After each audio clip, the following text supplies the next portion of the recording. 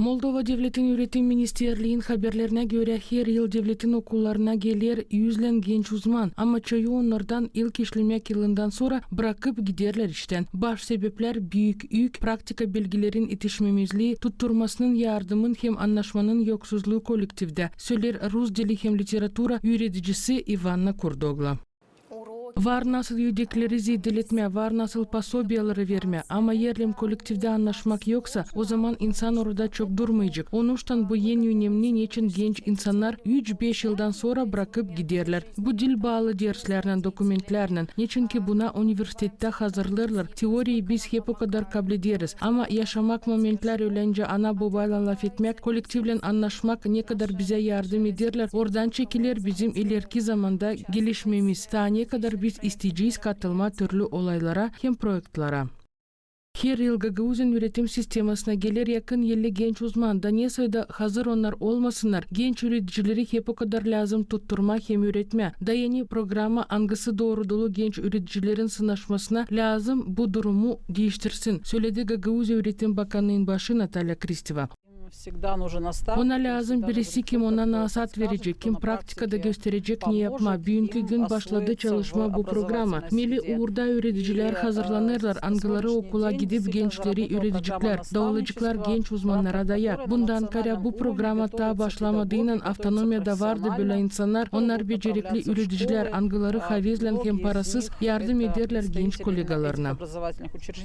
Kumrat kasabasına Dmitri Karaçoban'ın adına liseye geldi 4 genç uzman. Da herkesinde vardı yardımcı angısı gözlediler onların işini, haberledi kurumun başı Maria Angelova.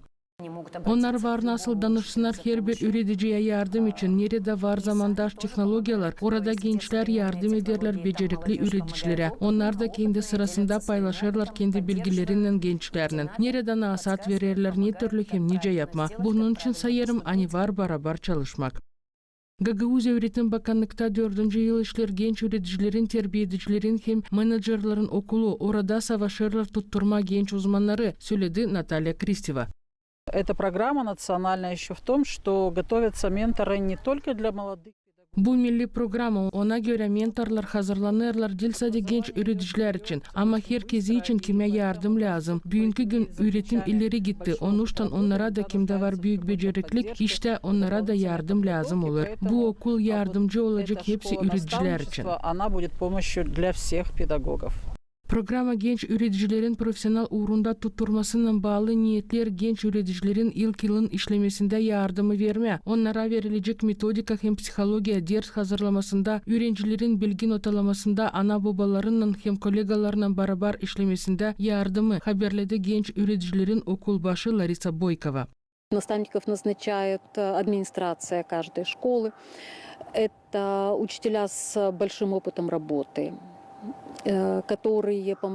Her bir okul böyle kişileri ayırır. Bu üreticiler çok işlenilmiş yıllarından angıları yardımcı olurlar genç üreticilere. Okul kolektifde sınaşma, yardım ederler anlama okul dokumentlerini. Bu dil sadece yardımcı konsultant. O yardım eder genç üretici kabiliyetin becermekleri kendi zanatında. Sevsin uşakları hem de kendi zanatını.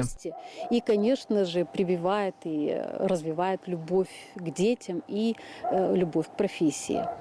Genç hem becerikli üreticiler katılabilecekler türlü treninglere ne verecek kolaylık kazanma profesyonel uğrunda bilgileri hem geliştirmeye üretim sferasını, projekti yaşamaya çıkarır devlet arası partnerler hem de o doğruduluğuna ki Moldova'nın her bir okulun olsun becerikli hem kavi üreticiler.